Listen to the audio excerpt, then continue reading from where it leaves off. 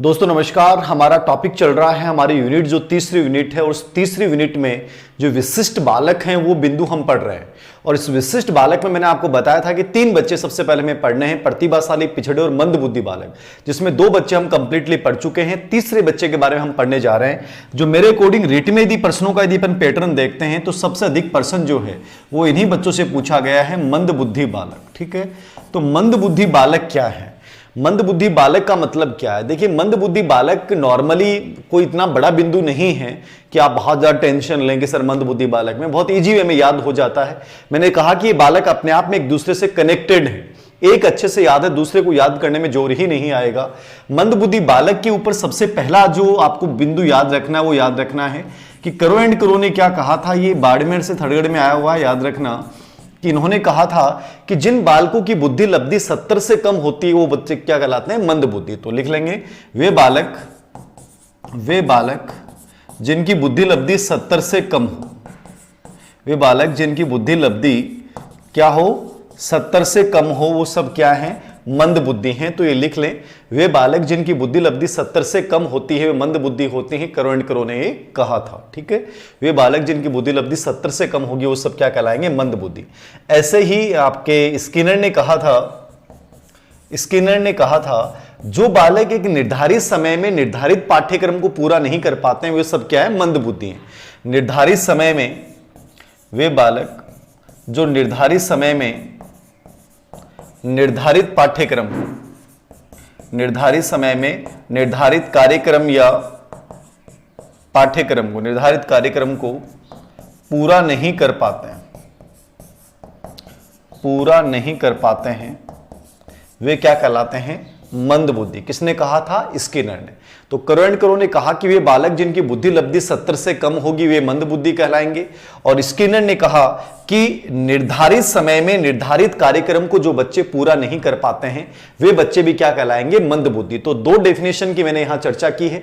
करो एंड करो कहता है कि वे बालक जिनकी बुद्धि लब्धि 70 से कम होगी वे मंदबुद्धि हैं, और स्किनर कहता है कि वे बालक जो एक निर्धारित समय में निर्धारित कार्यक्रम को पूरा नहीं कर पाते हैं। किस समय में? निर्धारित समय में निर्धारित कार्यक्रम को पूरा नहीं कर पाएंगे कि मैंने आपको टारगेट दे दिया कि साहब आपको इतना कार्यक्रम पूरा करना है और आप उसको कर नहीं पाते हैं, उसमें असमर्थ रहते हैं, इसका मतलब आप क्या हैं? मंदबुद्धि हैं। ये किसने कहा है? स्किनर ने। तो 2 स्टेटमेंट है, लेकिन स्टेटमेंट्स में नॉर्मली मैंने कहा कि प्रश्न नहीं पूछा जाता है तो आप दोनों को इग्नोर कर सकते हैं, लेकिन ये जरूर याद रखना कि वे 70 से कम वाले बच्चे क्या कहलाते हैं? मंदबुद्धि। एक इसका स्टेटमेंट है करो एंड करो का, तो याद रखिएगा 2 स्टेटमेंट, लेकिन महत्वपूर्ण नहीं है, स्टेटमेंट नहीं पूछता है।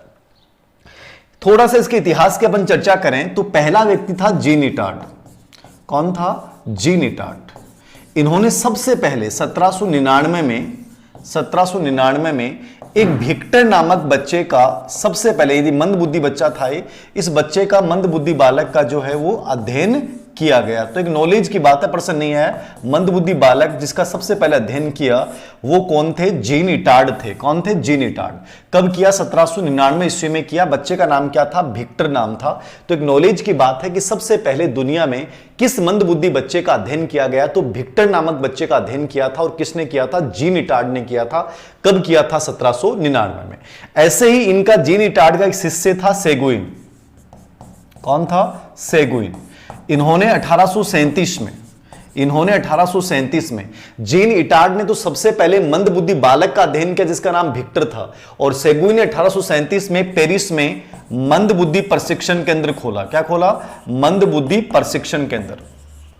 मंदबुद्धि प्रशिक्षण केंद्र जो है वो खोल दिया, प्रशिक्षण केंद्र खोल दिया। ठीक है, पेरिस में मंदबुद्धि प्रशिक्षण केंद्र किसने खोला था? प्रशिक्षण केंद्र वो सेगुइन ने खोला था। और सेगुइन किसके शिष्य थे? जीन इटार्ड के शिष्य थे। तो लिख लें ये, जीन इटार्ड ने 1799 में सबसे पहले मंदबुद्धि बालक विक्टर का अध्ययन किया। जीन इटार्ड ने सबसे पहले 1799 में मंदबुद्धि बालक विक्टर का अध्ययन किया, और सेगुइन ने 1837 में पेरिस में मंदबुद्धि प्रशिक्षण केंद्र खोला। सेगुइन ने 1837 में पेरिस में मंदबुद्धि प्रशिक्षण केंद्र जो है वो खोला। ये याद रखिएगा। ठीक है, इसके अलावा मंदबुद्धि बालकों के अध्ययन में मेंडल है, ठीक है, आपका गॉडर्ड है, गाल्टन है, इन लोगों ने भी बड़ा व्यापक अध्ययन किया मंदबुद्धि बालकों पे वंशानुक्रम का क्या प्रभाव पड़ता है। कंप्लीटली बहुत सारे अध्ययन किए गए, लेकिन ये दो विशिष्ट है, बाकी प्रश्न अब तक इन पे भी नहीं पूछे गए हैं, ना जीनिटार्ड पे आए ना सेगुइन पे आए, लेकिन फिर भी मेरे अकॉर्डिंग आपको देख के जाना चाहिए। अब अपन मंदबुद्धि बालक की विशेषताओं की चर्चा करें कि इनकी विशेषताएं क्या होती हैं।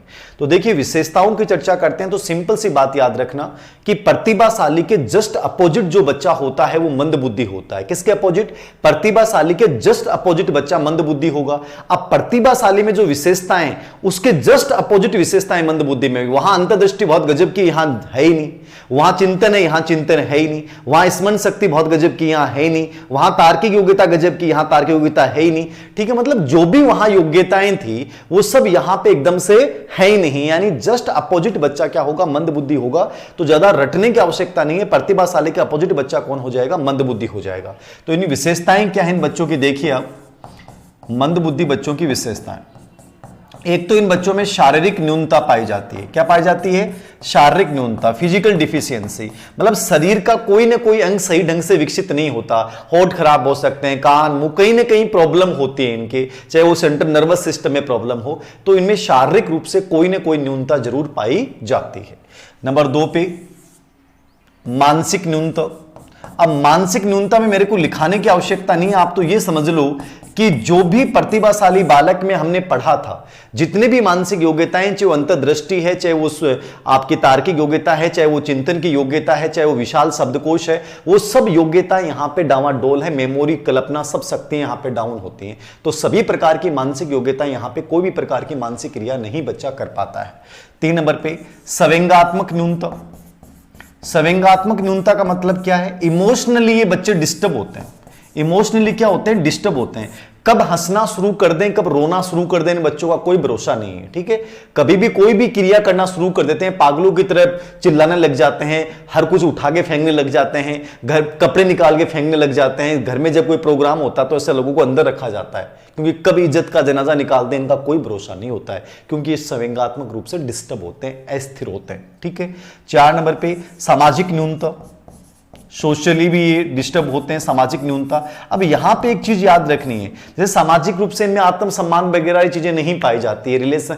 लेकिन यहां एक 8/8/2012 में एक प्रश्न आया था, वहां लिखा हुआ था कि मंदबुद्धि बालक की विशेषता नहीं है। ठीक है, वहां ये लिखा हुआ है कि रुचियां सीमित हैं, बुद्धि लब्धि 70 से कम है, अंतर्व्यक्तिक संबंध कमजोर है। अंतर्व्यक्तिक संबंध कमजोर नहीं होते, ये संबंध बनाना चाहते हैं, लेकिन लोग इनके साथ संबंध बनाना नहीं चाहते, लेकिन ये खुद चाहते हैं कि कोई हमारा दोस्त बने, हमसे बातें करे।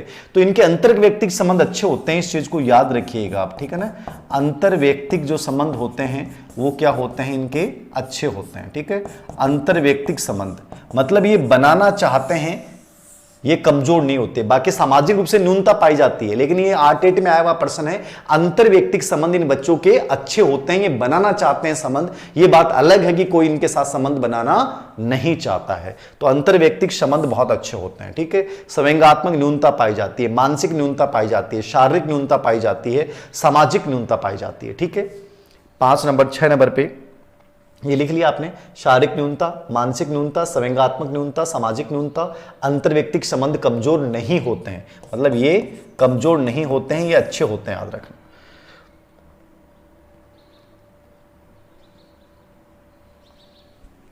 पांच 6 नंबर पे रुचियां सीमित व साधारण होती हैं। इनकी रुचियां सीमित व साधारण मतलब इनकी रुचियां आप लोगों की तरह हाई फाई नहीं होती हैं। भाई आप लोगों की तरह कभी व्हाट्सएप पे स्टेटस लगा रहे हो, कभी फेसबुक स्टोरी बना रहे हो, कभी इंस्टाग्राम पे फोटो शेयर कर रहे हो, ये इनकी रुचियां नहीं है। बेचारे खा लेंगे, पी लेंगे, सो लेंगे, रो लेंगे, हंस लेंगे, यही इनकी रुचियां हैं। ठीक है, तो ज्यादा कोई आप लोगों की तरह हाई फाई रुचियां इन बेचारों की नहीं होती।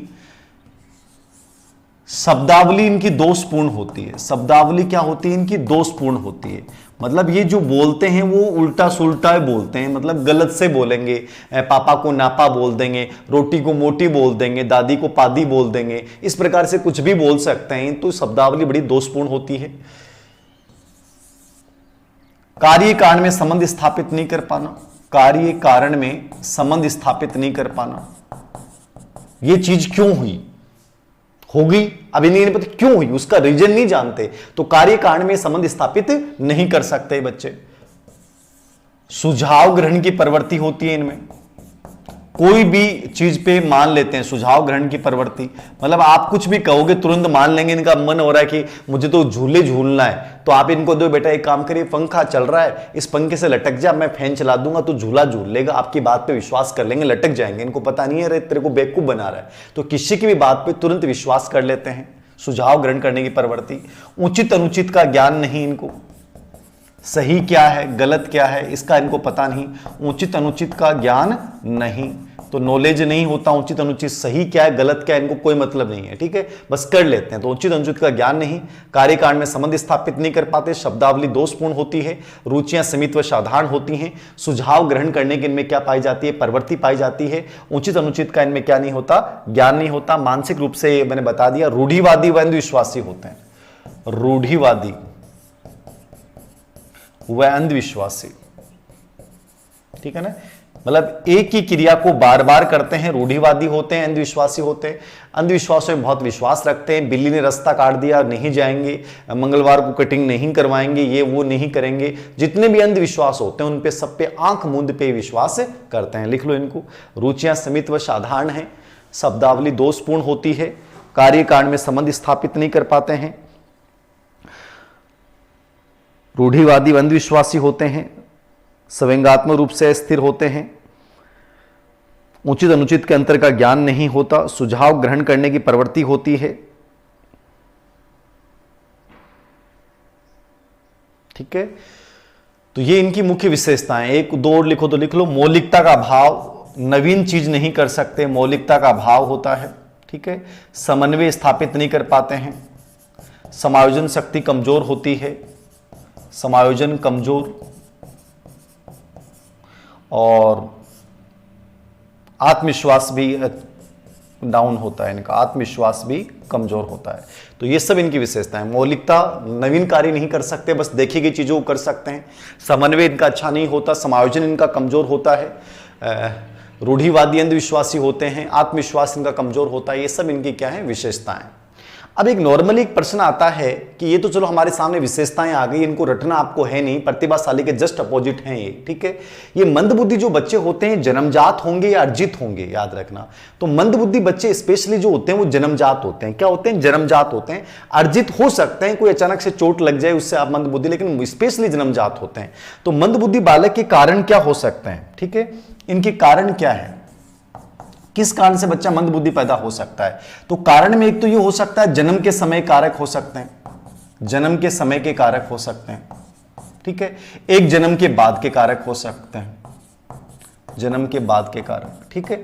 तो जन्म के समय के कारक और जन्म के बाद के कारक। जन्म के समय के कारक का मतलब यह है कि आपके जन्म के समय की स्थितियां क्या हैं, ठीक है।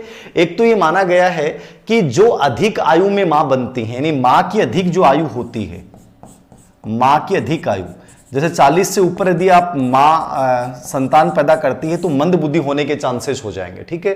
प्रसव की स्थितियां जो हैं कि उस समय कोई मान लो कि ऐसी कोई चीज बच्चे का पैदा हो रहा है, उस समय कोई स्थितियां हैं, उस समय कोई औजार उपकरण ऐसे लग गई, उसके दिमाग पे चोट लग गई, तो प्रसव स्थितियां जो हैं वो भी एक बच्चे के लिए हो सकता है, ठीक है, जन्म के समय।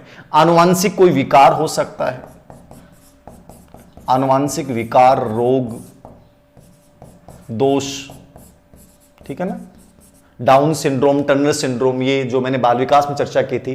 तो डाउन टर्नर सिंड्रोम क्या है, जन्म के समय के कारक हैं कि अनुक्रम में जो चीजें आपको प्राप्त हुई हैं, ठीक है।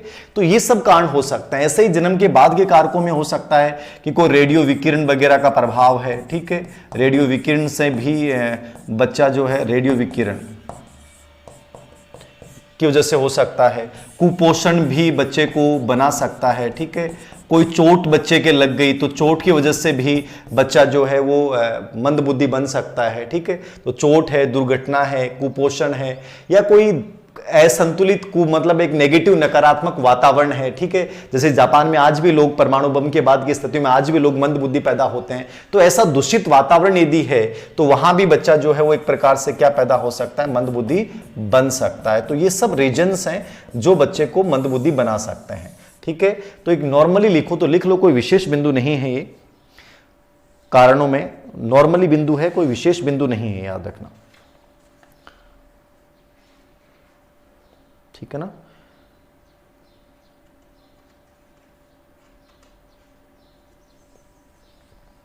ये देख लेना कारणों के समय भी कारक हो सकते हैं, जन्म के समय के भी कारक सकते हैं। अधिक आयु में मां का बनना, प्रसव की स्थितियां, वहां उस समय कोई चोट लग जाए, आनुवांशिक रोग दोष हो सकते हैं। जन्म के बाद में रेडियो वीकेंड, कुपोषण, कोई चोट लग गई, दुर्घटना लग गई, कोई दूषित वातावरण आपको मिल गया, उसकी वजह से बच्चा मंदबुद्धि बन सकता है, याद रखना, ठीक है। ग्रंथि विकार कोई हो गई, आप में कोई जो अपनी अंतःस्रावी ग्रंथियां उनमें हार्मोन का स्त्राव सही नहीं हो रहा, तो इस वजह से बच्चा मंदबुद्धि बन सकता है, या गलत वातावरण की वजह से बन सकता है, ठीक है। यहाँ एक प्रश्न पिछली रीट में आपके लोगों के सामने आया था, वो बड़ा चर्चित प्रश्न था, उसकी हम चर्चा करें।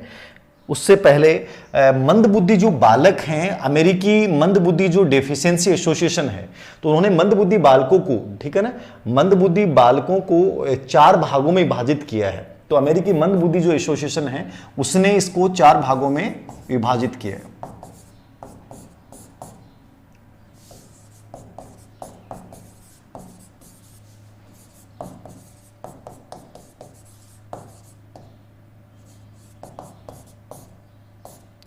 एसोसिएशन, ठीक है। तो अमेरिकी मंदबुद्धि जो एसोसिएशन है उन्होंने इसको 4 भागों में विभाजित किया है। ये थोड़ा सा देखिएगा आप, ये बड़ा इंपॉर्टेंट पार्ट है, इसको थोड़ा सा अच्छे से देखना है। AAMD इसको अपन बोल सकते हैं, ठीक है ना, AAMD, अरे यार ये लिख लो, AAMD, अमेरिकन मंदबुद्धि एसोसिएशन 1973 में, ठीक है। तो इन्होंने क्या किया था कि मंदबुद्धि बालक के 4 कैटेगरी बनाई, ठीक है। American Association of Mental Deficiency, तो American Association of Mental Deficiency, इन्होंने अमेरिकी मंदबुद्धि एसोसिएशन जो है, इसने मंदबुद्धि बालक को 4 भागों में डिवाइड किया है। ये थोड़ा सा इंपॉर्टेंट है, रेट 18 में यहां से प्रश्न आया था। इन्होंने कहा कि मंदबुद्धि बालक 4 प्रकार के होते हैं। एक साधारण मंदबुद्धि बालक होते हैं, एक अल्प मंदबुद्धि बालक होते हैं, एक गंभीर मंदबुद्धि बालक होते हैं, गंभीर, और एक होते हैं अति गंभीर, ठीक है, अति गंभीर, गंभीर।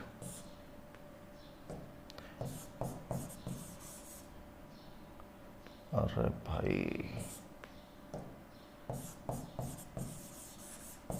गंभीर, ठीक है, सेवियर, गंभीर, ठीक है। साधारण मंदबुद्धि बालक, अल्प मंदबुद्धि बालक और गंभीर मंदबुद्धि बालक और अति गंभीर, चारों को थोड़ा सा समझिएगा।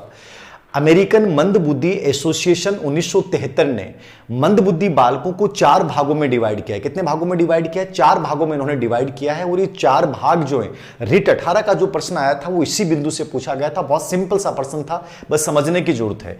ये कहता है कि मंदबुद्धि बालक 4 प्रकार के होते हैं: साधारण मंदबुद्धि बालक, अल्प मंदबुद्धि बालक, गंभीर मंदबुद्धि बालक और अति गंभीर मंदबुद्धि बालक। साधारण का मतलब होता है जिन बच्चों की बुद्धि लब्धि 52 से 67 इनका आईक्यू होता है। क्या होता है? 52 से 67। और ये जो सामान्य बच्चा होता है ना, उससे 8 से 11 वर्ष के बच्चे के समान होते हैं, ठीक है ना। 8 से 11 वर्ष का जो सामान्य बच्चा जो क्रियाएं कर सकता है वो क्रियाएं कर सकते हैं। तो बालक के क्या होते हैं? ये समान होते हैं, 8 से 11 वर्ष के बच्चे के समान होते हैं, ठीक है। और इनको शिक्षणीय कैटेगरी में अपन मानते हैं। शिक्षणीय कैटेगरी का मतलब है कि इनको आप शिक्षा प्रदान कर सकते हो। तो रीड 18 में ये प्रश्न था। पहले इसका उत्तर 50 से 70, मतलब ये 52 से 67 तो इसका ओरिजिनल अनुवाद है, लेकिन ये जरूरी नहीं है 52 से 67 ऑप्शन में आए, 50 से 70 आ गया तो वो भी सही हो जाएगा। फिर इसका 70 से 90 भी ऑप्शन दे रखा था, तो वो दोनों सही मान लिए गए, क्योंकि 70 से 90 भी तो शिक्षा ग्रहण करने योग्य होते हैं, लेकिन 70 से 90 मंदबुद्धि बालक की कैटेगरी नहीं होती, याद रखना। 70 से कम वाले ही बच्चे मंदबुद्धि होते हैं। तो इसका सही आंसर यही है, 52 से 67, 50 से 70 या 52 से 67, ये एकदम ओरिजिनल है। इनका जो नॉर्मल लेवल होता है वो 8 से 11 वर्ष के बच्चे के समान होते हैं। और ये शिक्षणीय, शिक्षणीय मतलब इनको आप एजुकेशन दे सकते हो, पढ़ा सकते हो, आप लोगों की तरह, जैसे आप लोग पढ़ रहे हो वैसे ये लोग पढ़ सकते हैं। और ये जो अल्प मंदबुद्धि बालक होते हैं, इनका आईक्यू लेवल जो होता है वो 36 से 51 होता है, ठीक है। और ये प्रशिक्षणीय कैटेगरी में आते हैं, मतलब ये शिक्षणीय में नहीं आएंगे। प्रशिक्षण मतलब ट्रेनिंग। शिक्षा तो यह है कि जैसे आप लोग मेरे से पढ़ रहे हो, शिक्षणीय कैटेगरी आपकी। प्रशिक्षण मतलब आपको ट्रेनिंग दी जाए तब भी वो चीज सीखोगे, वरना आप नहीं सीखोगे, बिना ट्रेनिंग के नहीं सीख सकते। और इनका लेवल जो होता है वो 4 से 7 वर्ष के बच्चे के समान होता है। 4 से 7 वर्ष के बालक के समान ये कार्य कर सकते हैं, तो वो शिक्षणीय प्रशिक्षणीय है। गंभीर जो बच्चे होते हैं ये 20 से 35, आईक्यू लेवल क्या होगा 20 से 35। ये दूसरों पे डिपेंडेबल होते हैं, आश्रित बच्चे होते हैं, ना शिक्षा प्राप्त कर सकते हैं ना प्रशिक्षण से सीख सकते हैं, ना शिक्षणीय कैटेगरी में आते हैं, नहीं है तो आश्रित होते हैं। इनमें भाषात्मक और क्रियात्मक योग्यता दोनों ही कमजोर होती हैं, भाषात्मक और क्रियात्मक, ठीक है ना। बोलने में भी दिक्कत होती है और इनके चलने फिरने में भी दिक्कत होती है। तो भाषात्मक और क्रियात्मक योग्यताएं न्यून होती हैं इन बच्चों की। तो ये दूसरों पे डिपेंडेबल होते हैं। 20 से 35 आईक्यू लेवल होता है। अति गंभीर, वेरी सीरियस, ये 20 से कम होते हैं। ये क्या होते हैं 20 से कम होते हैं। और ये एक प्रकार से मान लीजिए इनके तंत्रिका तंत्र संबंधी विकार होता है, इनका शरीर बड़ा विकृत होता है और ये कोई भी कार्य नहीं कर सकते, कुछ भी नहीं कर सकते, ये कुछ भी नहीं कर सकते। और ये बहुत छोटी सी आयु में जो है वो इनकी डेथ हो जाती है 20 से कम वाले। तो ये अति गंभीर होते हैं। तो ये 4 कैटेगरियां हैं, याद रखिएगा, दोबारा लिख लें। अमेरिकी मंद बुद्धि एसोसिएशन ने 1973 में इनका वर्गीकरण किया। पहला है साधारण मंद बुद्धि बालक, 52 से 67 इनका आईक्यू लेवल है। 8 से 11 वर्ष के बच्चे के समान होते हैं और ये शिक्षणीय कैटेगरी में होते हैं। किस कैटेगरी में होते हैं? शिक्षणीय कैटेगरी में, ठीक है। ये किस कैटेगरी में होंगे? शिक्षणीय कैटेगरी में। और जो अल्प मंद बुद्धि बालक आप देख रहे हैं, अल्प मंद बुद्धि बालक को अपन क्या बोलेंगे? इसको अपन प्रशिक्षणीय कैटेगरी में बोलेंगे। 36 से 51 होते हैं। क्या होते हैं? 36 से 51 होते हैं, याद रखना। ये क्या होंगे? 36 से 51 होंगे, याद रखना, ठीक है ना। और गंभीर 20 से 35 ये आश्रित होते हैं, दूसरों पर डिपेंडेबल, भाषात्मक और क्रियात्मक योग्यता इनमें न्यून होती हैं। और अति गंभीर 20 से कम ये कुछ भी नहीं कर सकते, ये कुछ भी नहीं कर सकते। ये इनको देख लेना।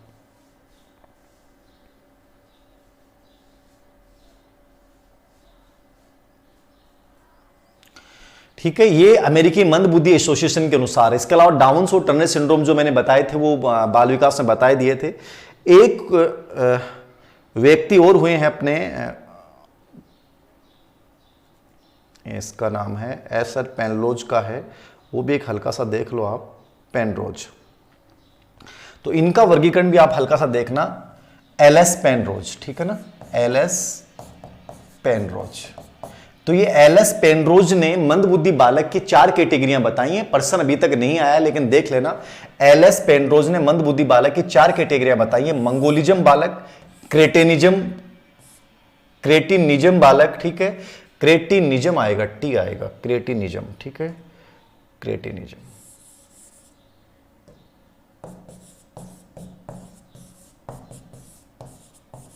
क्रेटिनिज्म, माइक्रोसिफेली और हाइड्रोसिफेली। तो ये एलएस पेनरोज ने मंद बुद्धि बालक के 4 कैटेगरियां बताई है। मंगोलिज्म, इनकी बुद्धि लब्धि इसने 25 से 50 बताई थी। क्या बताई थी? 25 से 50। जो डाउन सिंड्रोम है, ठीक है, ये मंगोल जैसे दिखते हैं, याद रखना। कैसे दिखते हैं? इनकी पूरी शारीरिक आकृति मंगोल जैसी होती है। तो इनका आईक्यू लेवल क्या होता है? 25 से 50 होता है। ये क्रेटिनिज्म का मतलब होता है कि इनमें जो एक प्रकार से जो थायरोक्सिन हार्मोन होता है वो एकदम से इसकी कमी हो जाती है। थायरोक्सिन हार्मोन्स की वजह से ये क्रेटिनिज्म, ये एक प्रकार से बोने टाइप हो जाते हैं। क्या हो जाते हैं? ये बोने हो जाते हैं। और इनकी भी बुद्धि लब्धि जो होती है वो 25 से 50 होती है। तो ये थायरोक्सिन हार्मोन की वजह से क्रेटिनिज्म होते हैं, ठीक है। माइक्रोसिफेली जो होते हैं, इनका सिर का आकार बहुत छोटा सा होता है और त्रिकोण होता है एकदम। शरीर धड़ तो बड़ा है इनका, ठीक है, लेकिन सिर जो होता है वो क्या होता है? एक त्रिकोण आकार का होता है और छोटा सा होता है। तो ये पूरे शरीर पे इतना सा सिर होता है, ये माइक्रोसिफेली होते हैं, याद रखना। और ये गर्भाशय में जब कोई छूत की बीमारी कोई फैलती है तो उसकी वजह से माइक्रोसेफेली बच्चे होते हैं, मंद बुद्धि होते हैं ये भी। तो इनका सिर का आकार क्या होता है? बहुत छोटा होता है। इनका सिर का आकार क्या होता है? छोटा होता है, सिर बहुत छोटा होता है। ये माइक्रोसिफिली होते हैं। और ये हाइड्रोसिफिली जो होते हैं, इनका सिर का आकार, ये तो शरीर होता है लेकिन इनका सिर का आकार ऐसा होता है, इनका सिर का आकार बहुत बड़ा होता है। सिर का आकार क्या होता है इनका? बहुत बड़ा होता है। ये भी मंद बुद्धि होते हैं, आकार बहुत बड़ा, ठीक है। तो ये 4 प्रकार एलएस पेनरोज ने बताए थे। तो हल्का सा नाम लिखो तो लिख लो इनका। एलएस पेनरोज, मंगोलिज्म, ये मंगोल जैसे दिखते हैं, इनकी बुद्धि लब्धि 25 से 50 होती है। दूसरा क्रेटिनिज्म, इनकी शारीरिक ग्रोथ बहुत कम रह जाती है, लंबाई सिर्फ 3 फुट के आसपास होती है। कितनी फुट होती है? टोटल 3 फुट की लंबाई होती है। और धड़ इनका बड़ा होता है, हाथ पैर बहुत छोटे छोटे होते हैं, हाथ पैर बहुत छोटे छोटे होते हैं क्रेटिनिज्म के। बोने होते हैं, आईक्यू 25 से 50। धड़ बड़ा होता है, हाथ पैर छोटे होते हैं क्रेटिनिज्म में। माइक्रोसिफेली में इनका सिर बहुत छोटा सा होता है, टोटल 17 इंच का सिर होता है और त्रिकोण सा दिखाई देता है। ये गर्भाकालीन अवस्था की वजह से हो जाता है, गर्भकालीन अवस्था में कोई छूत की बीमारी हो जाती है उससे होता है माइक्रोसेफेली। सिर छोटा सा होता है, त्रिकोण होता है, ठीक है, और 17 इंच का लगभग सिर होता है पूरे शरीर में। और हाइड्रोसेफेली, इनका सिर बहुत बड़ा हो जाता है एकदम से, और ये बाल्य अवस्था में ये उत्पन्न होती है मानसिक मंदबुद्धि बालक का विकृत, ठीक है, हाइड्रोसेफेली। तो ये चारों हल्का सा आपको देख लेना। एल.एस. पेनरोज ने मंदबुद्धि बालक की 4 कैटेगरियां ये बताई हैं, हल्का सा आपको देख के जाना है। किसको देखना है? एल.एस. पेनरोज के अनुसार। ये एल.एस. पेनरोज का हो गया। अंतिम रूप से आपको देखना है कि मंदबुद्धि बालक जो हैं उनके लिए एजुकेशन में क्या करेंगे आप, इनकी शिक्षा कैसी होनी चाहिए। तो शिक्षा की जब अपन बात करते हैं, एजुकेशन की जब अपन बात करते हैं, तो शिक्षा में सब कुछ इन बच्चों के लिए क्या होगा? स्पेशल होगा। सब कुछ क्या होगा? स्पेशल। जैसे कि अपन पिछड़े बालक के लिए करते हैं, पिछड़े बालक से भी ज्यादा एफर्ट हमें करने पड़ेंगे और इनका पूरा पाठ्यक्रम एकदम से अलग होगा। इनके लिए बाकायदा स्कूलें अलग होती हैं। जैसे कि मैं जब बीएड कॉलेज में था, बीएसटीसी में था, तो मैं बच्चों को स्पेशली भेजता था इन बच्चों की स्टडी करने के लिए। तो झुंझुनू में हमारे एक स्कूल थी आशा का झरना, वहां मैं बच्चों को बीएसटीसी के बच्चों को भेजता था कि जाओ केस स्टडी करके लाओ इन बच्चों की। तो बच्चे जाते थे केस स्टडी करने के लिए। तो जैसे वो केस स्टडी करके लाते थे तो कहते थे सर आपने कहां भेजा? मैंने कहा क्या हुआ? बोले सर वहां के सर ये कह रहे हैं कि हमने इनको बैठना सिखा दिया, चम्मच पकड़ना सिखा दिया, पेस्ट करना सिखा दिया। बोले हमें हंसी आती थी, कोई सिखाने वाली बातें हैं। वास्तव में इनका पाठ्यक्रम यही होता है, इनको यही सिखाया जाता है। दैनिक दिनचर्या संबंधी क्रियाएं, ठीक है, आर्थिक शारीरिक प्रशिक्षण, सामाजिक नैतिक प्रशिक्षण, तो सब ये इनको सिखाना बड़ा चैलेंज होता है। मैं उनको कहता था तुम लोग 1 मिनट नहीं रह सकते इन बच्चों के पास, ठीक है। तो इनका ट्रेनिंग इनकी अलग होती है, टीचर्स इनके अलग होते हैं, सब कुछ अलग होता है। तो एजुकेशन में याद रखना, विशेष विद्यालय का प्रावधान होना चाहिए इनके लिए, विशेष स्कूल होने चाहिए इन बच्चों के लिए, विशेष विद्यालय, विशेष अध्यापक होने चाहिए इन बच्चों के लिए, विशेष पाठ्यक्रम। इनका जो पाठ्यक्रम होगा उसमें क्या होगा? विशेष पाठ्यक्रम। पाठ्यक्रम में क्या करोगे इनके लिए? तो विशेष पाठ्यक्रम का मतलब है इनको दैनिक दिनचर्या का पाठ्यक्रम। कौन सा पाठ्यक्रम? दैनिक दिनचर्या का पाठ्यक्रम बताओगे इनको कि बेटा कैसे उठना है, सोना है, खाना है, पीना है, दैनिक दिनचर्या का पाठ्यक्रम, ठीक है। आदतों के निर्माण की शिक्षा, गुड हैबिट्स, आदतों के निर्माण की शिक्षा देंगे अपन, आदत बनाएंगे, ठीक है। शारीरिक प्रशिक्षण इनको देंगे अपन, क्या देंगे? शारीरिक प्रशिक्षण, अपने शरीर की साफ सफाई के बारे में, ठीक है। आपका हस्त कौशल का प्रशिक्षण जो रिट 16 में आया था, हस्त कौशल का प्रशिक्षण इनको देंगे अपन। हस्त कौशल की शिक्षा सबसे उपयोगी होती है इनके लिए। सामाजिक नैतिक मूल्यों का प्रशिक्षण, सामाजिक नैतिक मूल्य इनमें नहीं होते हैं तो सामाजिक नैतिक प्रशिक्षण इनको अपन देंगे। तो ये इनका स्पेशली क्या होता है? पाठ्यक्रम होता है। दैनिक दिनचर्या, आदतों के निर्माण की शिक्षा, गुड हैबिट्स बनाएं इनमें, फिजिकली ट्रेनिंग दें इनको कि अपने शरीर में कैसे किन चीज़ों की सफाई कैसे क्या करनी है, तो शारीरिक प्रशिक्षण। हस्त कौशल ये रिट 16 में आ चुका है कि अपना छोटा मोटा ये काम चल सके, कढ़ाई बुनाई इत्यादि इनको सिखा दें अपन लोग। सामाजिक नैतिक प्रशिक्षण, क्योंकि इन बच्चों में इनके साथ कोई ज़्यादा इंटरेक्शन करता ही नहीं है तो सामाजिक और नैतिकता दोनों ही में कम पाई जाती हैं। तो इनको सामाजिकता और नैतिकता का भी हम सिखाते हैं कि क्या सामाजिकता होती है, दूसरों के साथ बिहेवियर कैसा होना चाहिए, संबंध कैसे बनाए जाते हैं, हमें झूठ क्यों नहीं बोलना चाहिए, हमें ऐसे करना चाहिए, सब चीज़ें इनको बताई जाती हैं। तो ये इनका स्पेशली इनके एजुकेशन में यही चीज़ें होती हैं, याद रखना, ठीक है। इसके अलावा इनको मूर्त विषय वस्तु के द्वारा पढ़ाओगे आप, मूर्त या प्रत्यक्ष वस्तुओं के द्वारा आप पढ़ाओगे, ठीक है। शिक्षण सहायक सामग्री का प्रयोग करोगे, टीचिंग एड का प्रयोग करोगे, शिक्षण सहायक सामग्री का प्रयोग, ठीक है। किंडरगार्टन, मोंटेसरी, ये सब विधियों का प्रयोग करोगे, किंडरगार्टन, ठीक है। टेलीविजन, रेडियो, टीवी, इनके माध्यम से इनको पढ़ाना, रेडियो, इनसे इनका एक इंटरेस्ट बने, ठीक है। तो प्रत्यक्ष वस्तुओं का प्रयोग, शिक्षण सहायक सामग्री का प्रयोग, किंडरगार्टन आदि खेल और मनोवैज्ञानिक विधियों का प्रयोग, टीवी, रेडियो का प्रयोग, इनको पॉजिटिवली इनको एहसास करें। इनके साथ व्यवहार बहुत अच्छा होना चाहिए, एकदम सहानुभूतिपूर्वक व्यवहार होना चाहिए। इनको प्रेम से एक चीज को बताएंगे, बेटा ये चीज ऐसे होती है, आप इनको डरा दोगे तो ये बैठ नहीं पाएंगे क्लास में। तो इनके साथ बहुत अच्छा बिहेव भी आपका अच्छा होना बहुत जरूरी है। कोई प्रॉब्लम क्रिएट करते हैं तो इनको समस्या को जानने की कोशिश करें। मतलब आप एक मनोवैज्ञानिक टीचर के रूप में आपकी भूमिका इन मंदबुद्धि बच्चों के साथ बहुत ज्यादा बढ़ जाती है, याद रखना। तो ये इनकी एजुकेशन सिस्टम होता है, बहुत छोटा सरल रुचिपूर्ण पाठ्यक्रम इनके लिए होता है। सब कुछ इनके लिए याद रखना स्पेशली होगा। आपका पढ़ाने का तरीका, आपका बोलने का तरीका, आपका समझाने का तरीका, ये इनके साथ जुड़ के अपने को करना पड़ता है। कहानियां इनको अपन सुनाएं, ठीक है, खेल के माध्यम से इनको सिखाएं, तो इनके माध्यम से इन बच्चों को थोड़ा बहुत शिक्षा प्रदान की जा सकती है। तो ये मंद बुद्धि है। अभी तक प्रश्न जो आते हैं वो विशेषता पे पूछे गए हैं। अमेरिकन मंदबुद्धि एसोसिएशन वाला चारों बिंदु वाला इंपॉर्टेंट है। डाउन टर्नर सिंड्रोम वाला जो मैंने बाल विकास में पढ़ाया था वो थोड़ा सा याद रखिएगा, ठीक है। बुद्धि लब्धि वाला प्रश्न इन पे पूछा गया, इनकी बुद्धि लब्धि 70 से कम होती है। जो बुद्धि लब्धि की मैंने टेबल बताई थी वहां मैंने जो मूर्ख बच्चे, मूड बच्चे, जड़ बुद्धि, उनका भी आपको अपने माइंड में याद रखना है, वहां से भी ये बिंदु जुड़ जाता है, याद रखना। तो इस प्रकार से ये मंद बुद्धि बच्चे हैं, इंपॉर्टेंट बच्चे हैं, रीट के अकॉर्डिंग याद रखना, काफी प्रश्न पूछे गए हैं, तो हल्का सा इसको देख के जाइएगा। इन तीनों बच्चों में से किसी एक पे एक प्रश्न आएगा, तो एक प्रश्न का मैटर अपना तैयार होता है। इसका अगला पार्ट अपन पढ़ेंगे सर्जनशील बालक, जिसपे अपने आप में एक प्रश्न आएगा और वो बहुत इंपॉर्टेंट, थोड़ा बड़ा भी है।